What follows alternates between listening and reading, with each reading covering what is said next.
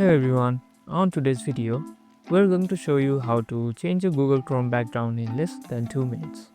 Let's get started. First, open Google Chrome and go to a new tab by clicking the plus icon in the tab bar. This is where you'll see the default Chrome background. To change it, click on the Customize Chrome button in the bottom right corner of the page.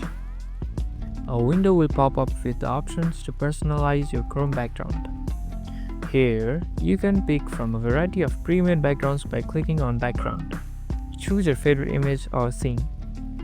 You can also upload your own image by clicking the Upload from Device button if you want something more personal.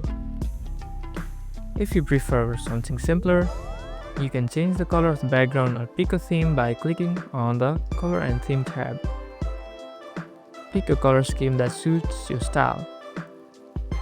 Once you're happy with the choice, just click Done and save it. And that's it. You've successfully customized your Chrome background to fit your style. It's a small change, but it can make a big difference in how you feel every time you open Google Chrome. If you found this tutorial helpful, be sure to like the video and hit that subscribe button for more quick tips.